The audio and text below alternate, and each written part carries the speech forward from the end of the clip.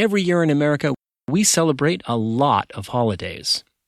And we do so for all sorts of important events, people, and ideas. But have you ever wondered why there's no holiday for an event that really, by any honest estimation, must be considered one of the top 3 moments in American history? I'm talking about the abolition of slavery. Kinda makes you wonder, doesn't it? You are listening to In the Past Lane, the podcast about history and why it matters. We, the people of the United States, in order to form a more to huddled masses yearning to breathe free. Consider that we shall be as a city upon a hill. That all men and women are created equal. Give me liberty or give me death. Nobody's free until everybody's free. The government of the people, by the people, for the people, shall not perish from the earth. History matters because it's not just about the past. History's about us, here and now. It explains the world we live in and why things are the way they are. And history gives us insights into how to achieve a more just, peaceful, and prosperous future. So people, let's do this. Hi there, people. Welcome to In the Past Lane, the podcast about history and why it matters. I'm host Edward T. O'Donnell, your historian at large, and this is In the Past Lane, episode number 4. We are coming to you this week from the Dred Scott Studios, located somewhere outside of Boston, Massachusetts. You can learn more about me, this podcast, and our guests at our website, inthepastlane.com, and on Facebook and Twitter, where I tweet as In the Past Lane. Our fearless leader in good times and in bad is executive producer Lulu Spencer. Last week at In the Past Lane, we looked at some prohibition movements in American history. This week, we look at a different kind of prohibition effort, the movement to abolish slavery. So here's the lineup. First, we start with a segment that reminds us just how overmatched the abolitionists were in taking on the institution of slavery and those who benefited from it. Next in this episode, I interview historian Manisha Sinha about her new book, The Slave's Cause, A History of Abolition. It's a masterful, far-reaching new interpretation of the movement to abolish slavery. You won't want to miss our discussion. Then, in a segment I call History Heads Up, I'll tell you about some history-related things to keep an eye out for in the coming weeks.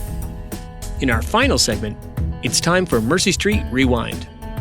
That's the feature where I bring in the Past Lane's senior historical correspondent, Megan Kate Nelson, to get her insightful analysis and commentary on the latest episode of the PBS historical drama, Mercy Street. But since we want to avoid dropping any spoilers on those of you who haven't yet watched the show, our Mercy Street Rewind feature will appear as a separate segment in this podcast feed. Okay, people, time to put it in drive.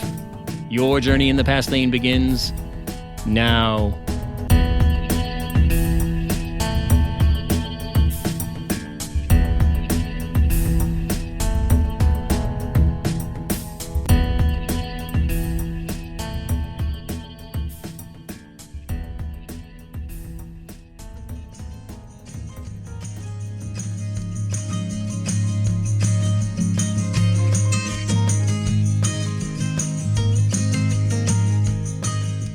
In the Past Lane is brought to you by Manifest Destiny, a flexible and highly useful tool for nations that refuse to settle for their current borders. Manifest Destiny. Get the out of our way.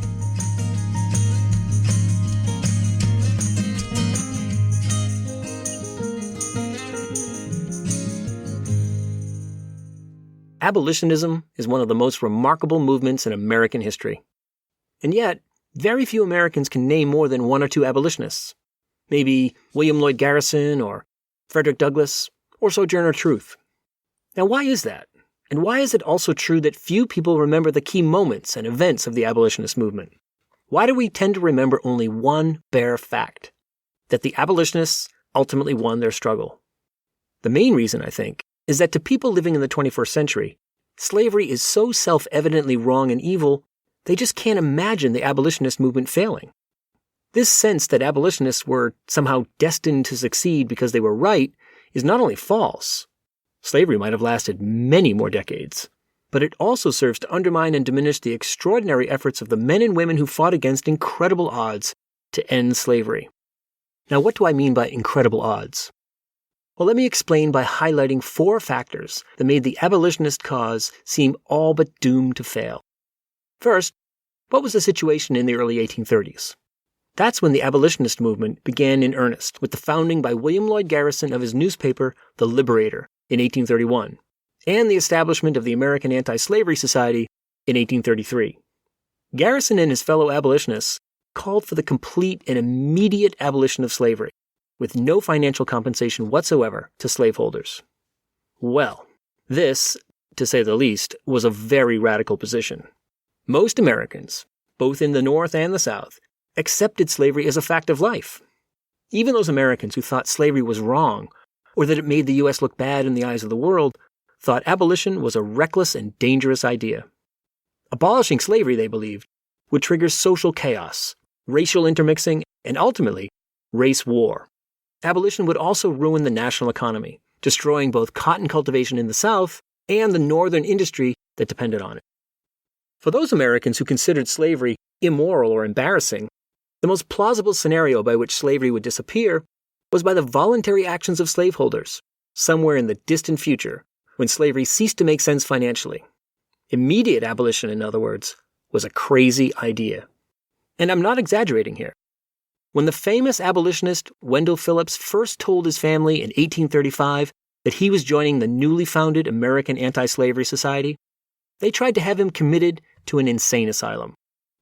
In other words, in their minds, abolition was such a crazy idea that anyone who supported it must be quite literally insane. Okay, you get the point. Abolition had almost no popular support in the early 1830s. A second reason why abolitionists faced a monumental uphill battle was the centrality of slavery in the American economy. Just how important was slavery economically? Consider these statistics. In the decades leading up to the Civil War, cotton was by far the #1 U.S. export. In 1850, it accounted for 52% of exports. That's incredible. And what about the cotton that wasn't exported? Well, it fueled the booming Industrial Revolution within the United States. Textile factories in Lowell, Massachusetts, for example, consumed 38 million pounds of cotton in 1857. That's just 1 year and 1 city. Even more stunning are the numbers concerning the money invested in slavery. In 1860, total investment in railroads and factories, essentially the whole industrial economy, was $2.2 billion. Total investment in slaves? $3 billion. That's right, $3 billion in slaves versus $2.2 billion for railroads and factories. To use modern terminology, slavery was too big to fail. Or put another way, it was so big, it had to be defended at all costs. Anyone advocating abolition was condemned for promoting a policy that would stop and possibly reverse America's steady rise to economic power and international respect.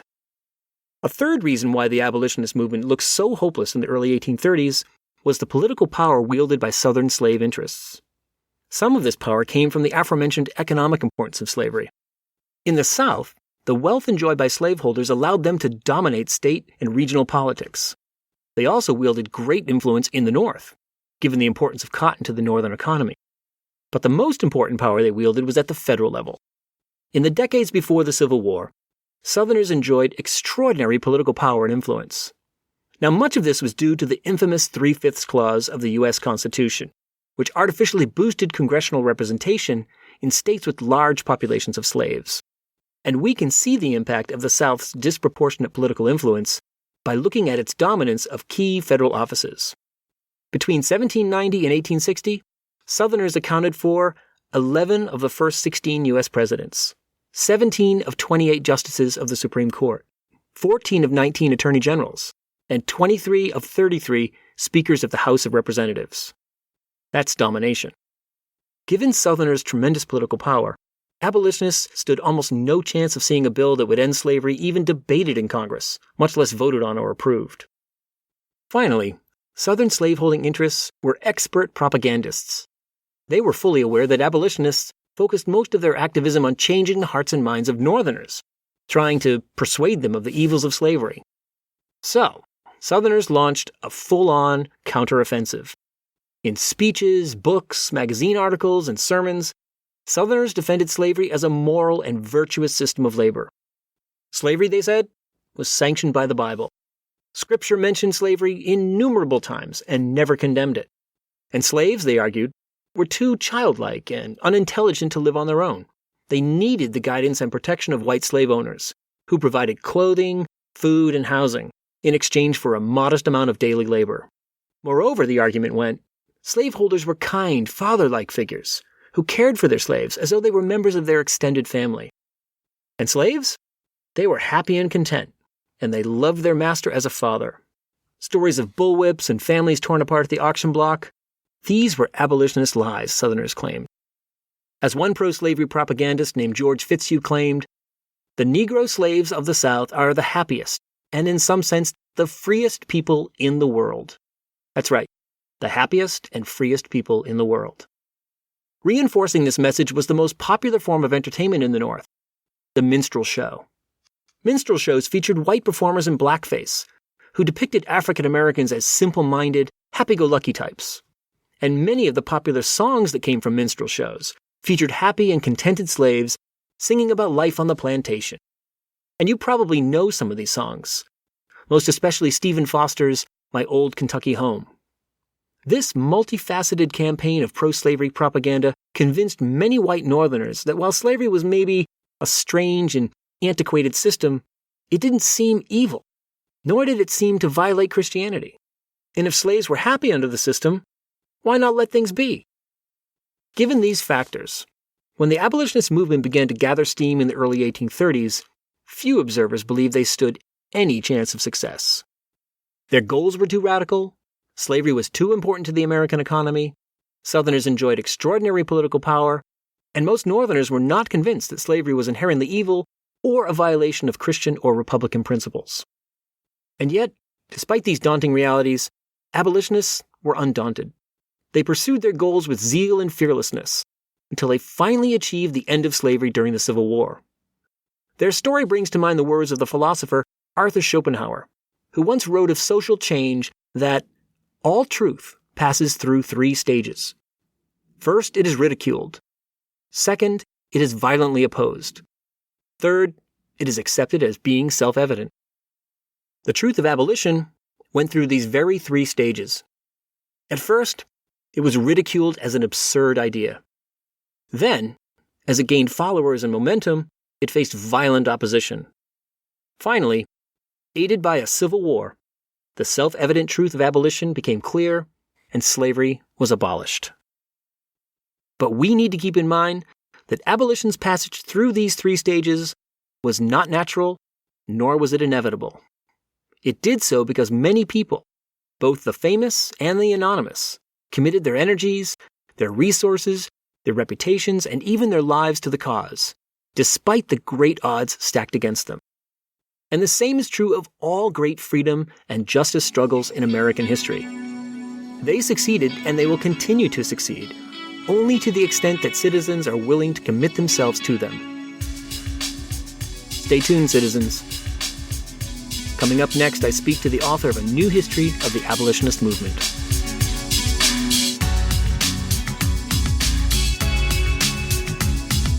You are listening to In the Past Lane, the podcast about history and why it matters.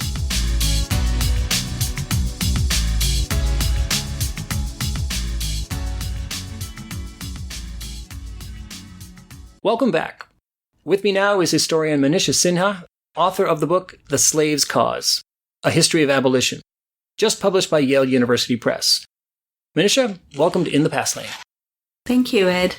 Well, it's great to have you here, and you have written a very impressive book. I know it's taken you a long time. It shows in the depth and range of the book. So let me start with one question that occurred to me right out of the gate was, how did you choose to write a book about abolition? Because it's such a big topic. Yeah, that's a great question. I began with visualizing a book just on Black abolitionists. But as I wrote that book, I found myself going back to the Revolutionary era, to the first wave of abolition, right? Which is what most historians of abolition don't do. They tend to concentrate on the classical pre-Civil War period. And then I found I couldn't talk about Black abolitionists in isolation because if you did that, it sort of really marginalized their contributions to the movement as a whole. So then it became Right. this really big book on abolition that went right back to the Revolutionary era and tried to do a movement history that would really appreciate the movement as a whole rather than talk about parts of it, which is the way most historians had approached it. I mean, I think when people talk about abolition, typically they do focus on that pre-Civil War period, and they will give gestures to that there were these earlier tremors, like the Quakers and a few people like that, and a few uprisings. But really seeing that as not necessarily connected to this larger whole. And I think that's one of the great things about your book is it really looks at it as a large movement with a long trajectory. Absolutely. And that was one thing that I really wanted to do in this book was to integrate the history of slave resistance with the movement to abolish slavery. So I was able to sort of trace the impact of slave resistance, I think, in a much more sustained way, and to talk about enslaved people, whether they were rebels, runaways, or people even who purchased themselves into freedom and then joined the movement, that they were really an integral part of the movement, that they had an ongoing influence on the abolition movement right up to the Civil War. And that's how I think you could connect the history of abolition with that of emancipation. Yeah, because I think a lot of people, their sort of basic knowledge of abolition really begins with William Lloyd Garrison. And then maybe you know about Wendell Phillips and a few other people. And then, of course, there is one African-American, Frederick Douglass. But then that's really it. And I think the depth of your work here really shows that in the same way that we all know that Martin Luther King was not the civil rights movement, he's a very important person, but he's not the civil rights movement. There's many other leaders and then legions of uncounted people that are on the ground doing things. The abolitionist movement had a similar character to it, where there were these important individuals, but there were thousands of nameless, faceless people who were making contributions of every different size. And I think that's a great analogy because Garrison is important. You know, he is pivotal in terms of just the way the movement crystallized in the 1830s. But as you said earlier, it was really an interracial movement. And we know that, you know, Garrison did get some of his ideas about opposing colonization or on black citizenship from African-American abolitionists. So he is important, but I think it is important to recognize that he represented this sort of bigger interracial movement. You mentioned colonization. I think that's an interesting point to bring up too, because the movement, particularly your take on it, because it covers so much territory, has so many different phases and so many different points. There was a point at which colonization, the idea of freeing and then transporting African Americans out of the United States in the early 19th century, that just to a lot of early abolitionists, so early white abolitionists, seemed just self-evidently the obvious solution. And so maybe you could talk a little bit about that and how the movement gradually moved away from colonization. That is the way that a lot of historians of abolition have written about the relationship between colonization and white abolitionists.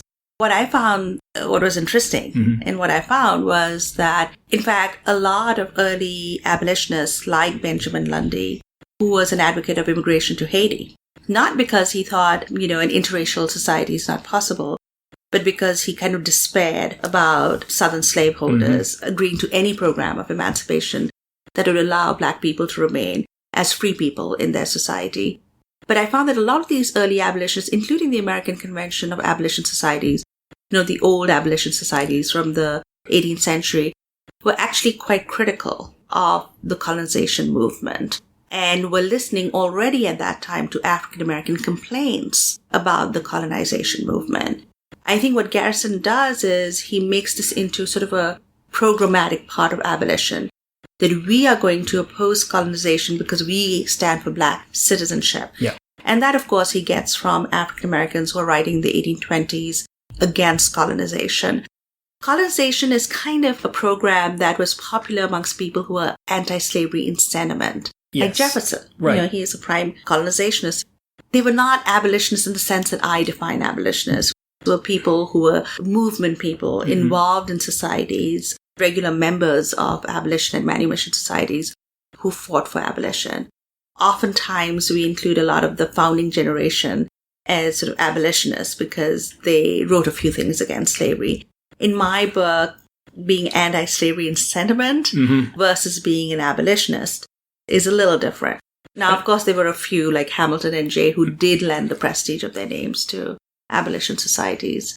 If you look closely at what Jefferson and many of these other people write about, these people that are anti-slavery but not abolitionists, they're really most often talking about slavery as this great embarrassment. and this great problem that needs to be done away with, as opposed to thinking about the enslaved and citizenship and democracy and human rights and those other questions. Yes, I think it was a kind of a propaganda point, if I can put it that way, Right.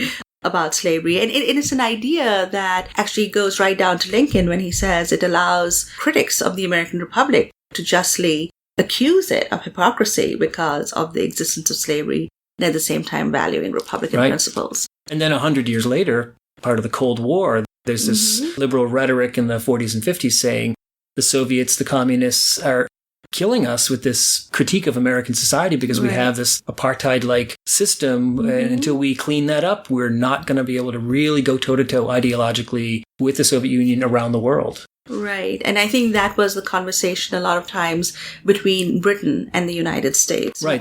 Another one of your themes is the international aspect of this movement, which is another thing I think many people might find surprising.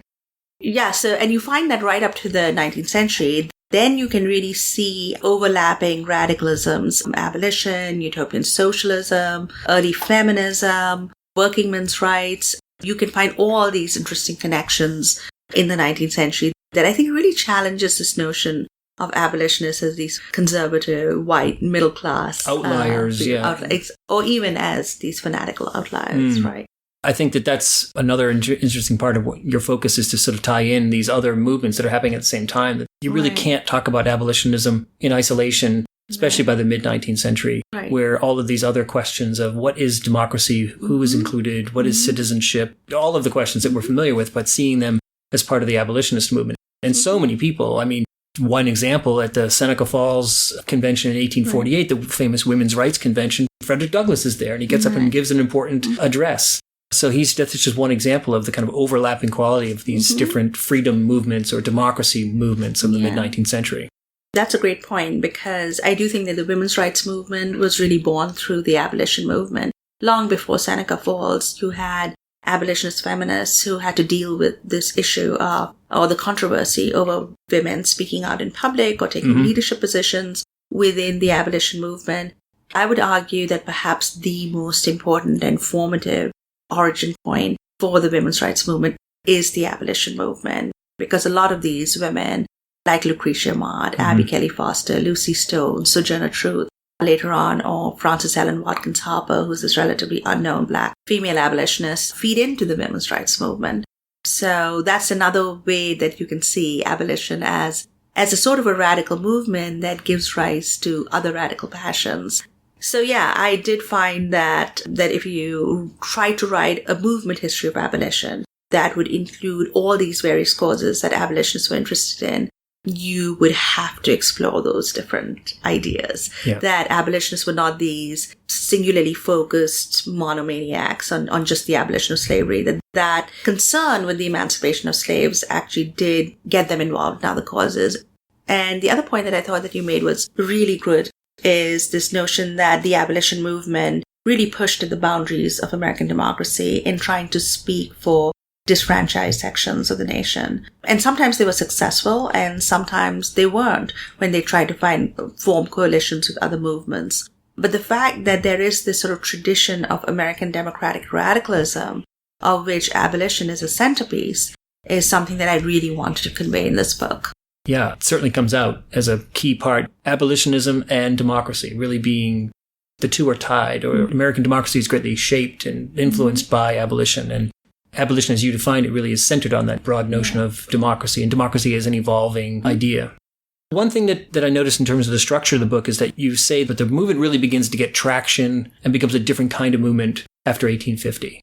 And that's in some ways a familiar dividing point. But what happens in 1850 that takes abolition to another level?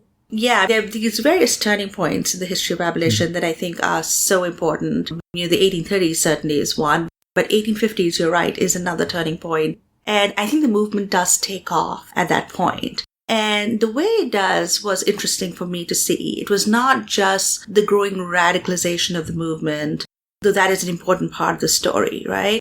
The opposition to the new fugitive slave law, growing radical actions ending up in John Brown's raid on Harper's Ferry. Right. So there's that kind of direct action, radicalization of the movement, increasing resort to violence in self-defense, people sort of advocating this. Even those who were opposed to those actions earlier on, by the 1850s, are extremely radicalized by the Kansas Wars, opposition to the fugitive slave law, the Dred Scott decision, etc.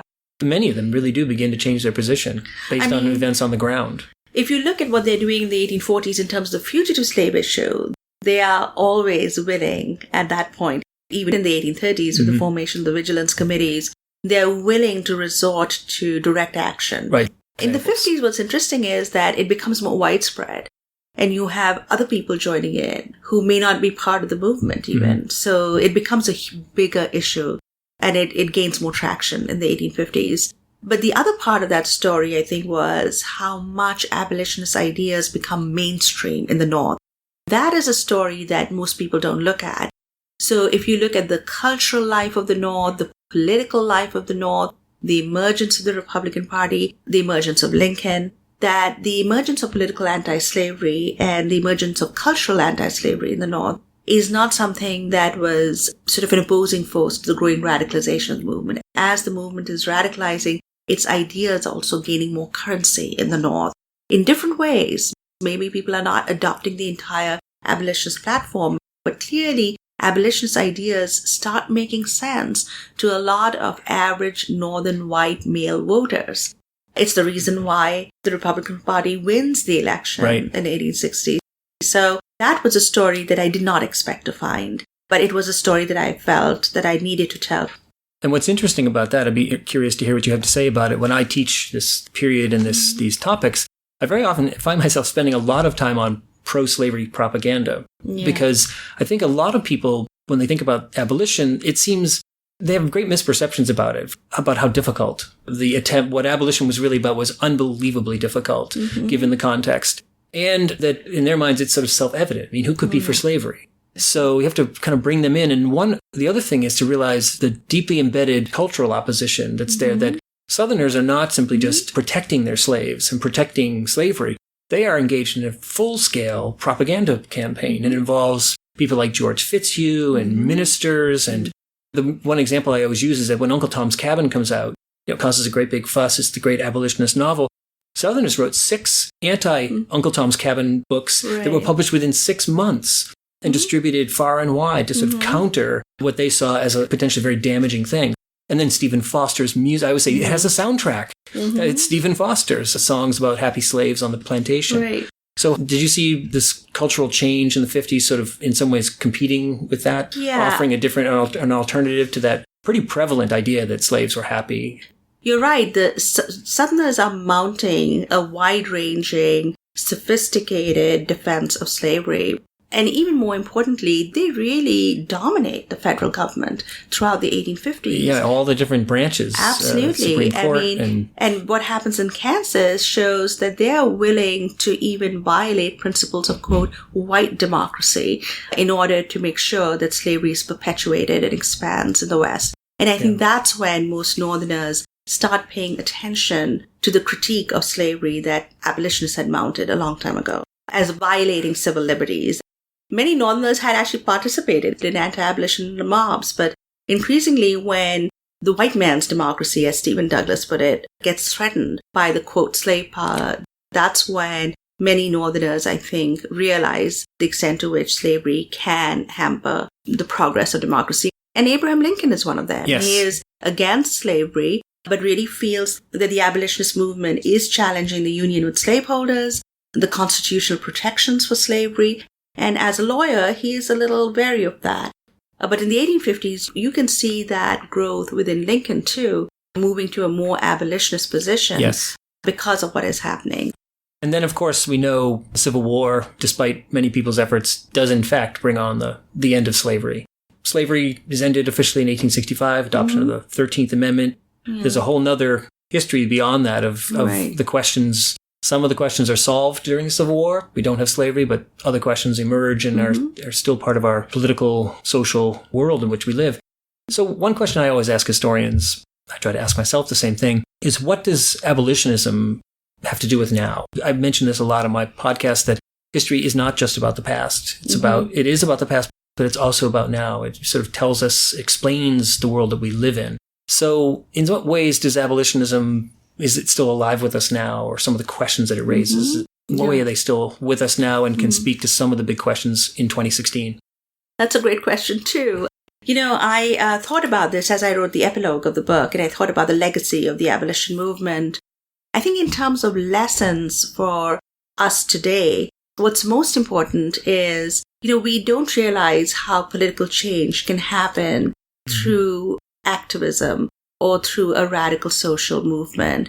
And I've been thinking a lot about this because abolitionists quarreled amongst themselves about, the state. What can the state do? And they talked about state formation. They talked about, what can the state do in order to ensure citizenship rights? Some, like many modern theorists, felt that the state is corrupt and we should all become anarchists. I think that's become increasingly popular among some political theorists, or some who focus on prohibition, etc., really talk about the repressive powers of the state. Slaveholders were very good at using the repressive powers of the state in order to perpetuate slavery.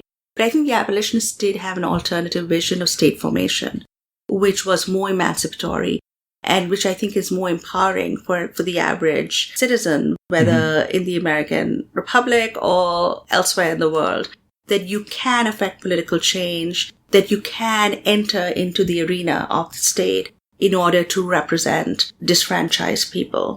Now, this is a far more optimistic view of the state. It goes against the grain in terms of what we talk about today: surveillance, incarceration, police brutality, etc. But I think it's a vision that the left or people with good intentions would ignore it at their own peril.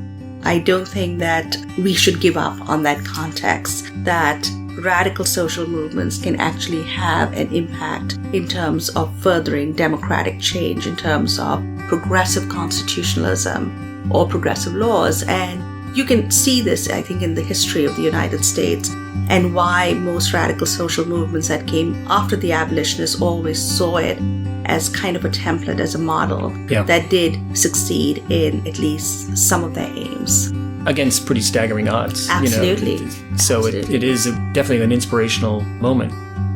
Let's end on that upbeat note. So Manisha Sinha, thanks for coming and talking to us here on In the Past Lane. Thank you for having me, Ed. Manisha Sinha is Professor of History at the University of Massachusetts at Amherst. She is the author of several books, most recently, The Slave's Cause, A History of Abolition. You can learn more about Manisha Sinha and her work at our website, inthepastlane.com. Look for the show page for episode number 4. Don't go anywhere. We'll be right back.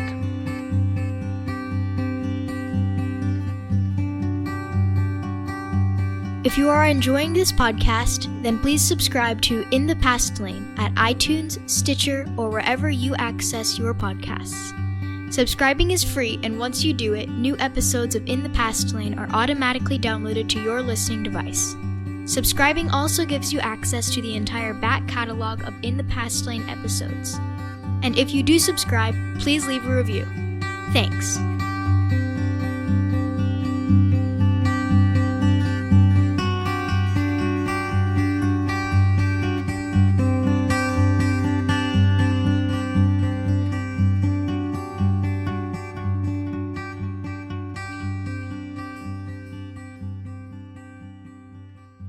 Okay, it's time for the History Heads Up, the feature where I bring to your attention some interesting history-related things coming up in the next few weeks. First off, on February 19th, the film Race opens in theaters all across the country. It's about the famed African-American track and field star Jesse Owens and his history-making exploits at the 1936 Olympics in Nazi Germany. Sounds like a film that we might need to review. And on March 1st, PBS's American Experience will air a new documentary titled Spacemen. It's about a small group of forgotten men who, in the 1950s and early 60s, risked their lives to reach the outer limits of Earth's atmosphere in high-altitude balloons. Finally, this Monday, February 15th, is, of course, President's Day.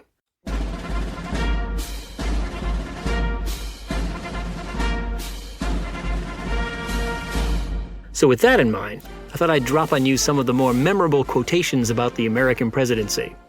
Let's start with Chester A. Arthur. "I may be president of the United States, but my private life is nobody's damn business." Well, good thing Chester A. Arthur lived in the age of the telegraph, and not Twitter. Here's some truth from President Dwight D. Eisenhower. Any man who wants to be president is either an egomaniac or crazy. I'll just leave that one hanging out there for you to contemplate. And on a related note, S.D. Scafover once said, "Presidential ambition is a disease which can only be cured by embalming fluid." One guy who definitely did not have presidential ambition was General William Tecumseh Sherman. When he learned that some people wanted him to run for president, he said, "If nominated, I will not run. If elected, I will not serve." Pretty straightforward, General Sherman. Apparently, Sherman had a sense of how much of a drag it could be as president. Harry Truman, for example, said, "The White House is the finest prison in the world." And President Lyndon Johnson once opined, "The presidency is like being a jackass caught in a hailstorm. You've got to just stand there and take it."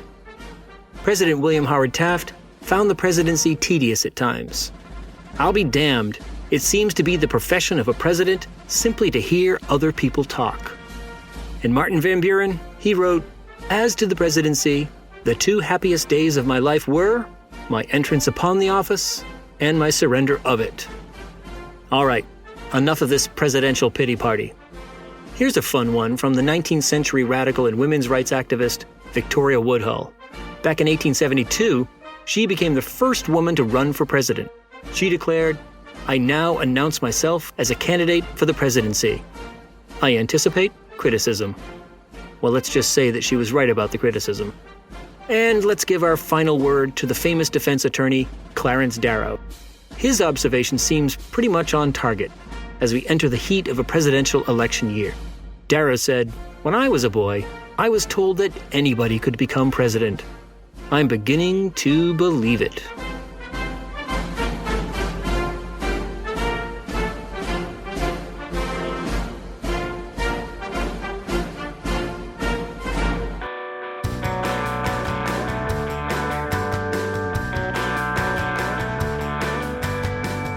Well, people, all good things must come to an end, including this podcast. Thank you so much for listening. Hopefully, we've given you something to think about. If so, please find us on Twitter, Facebook, and Instagram to follow us and to leave us your comments, questions, and suggestions. I also encourage you to check out our website, inthepastlane.com. There you'll find a show page for this episode that includes links, essays, images, and further reading suggestions related to everything we've discussed in this episode. And you'll find show notes that will tell you all about the music you've heard in this episode. At inthepastlane.com, you can also learn more about our guests, correspondents, and other contributors. And please, people, you know the deal. It really helps the In the Past Lane podcast when loyal listeners like you subscribe to it at iTunes or Stitcher. And of course, please leave a starred review and comment. Thanks. And don't forget, you can catch Megan Kate Nelson's insightful review and commentary about the latest episode of PBS's Mercy Street in our Mercy Street Rewind feature. To avoid spoilers, Mercy Street Rewind appears as a separate segment in this podcast feed. In the Past Lane has been made possible by the hard work and dedication of many people. They include technical advisors Holly Hunt and Jesse Anderson, podcasting consultant Daryl Darnell of Pro Podcast Solutions, photographer John Buckingham, graphic designer Maggie Salucci, website by ERI Design, legal services Tippecanoe and Tyler 2, social media management The Pony Express, risk assessment Little Bighorn Associates, growth strategies 5440 or Fight, and of course 1,000 thank yous to our executive producer Lulu Spencer. Special thanks also to Jay Graham for creating the intro music for this podcast, and to the Free Music Archive for providing the rest of the music for this episode. I'm In the Past Lane's host, Edward T. O'Donnell, your historian at large, reminding you that history explains our world, so let's pay attention to it. Thanks for listening. We hope you'll join us next time for another journey in the Past Lane. Hey Lulu, what's on your mind? Who wants to know?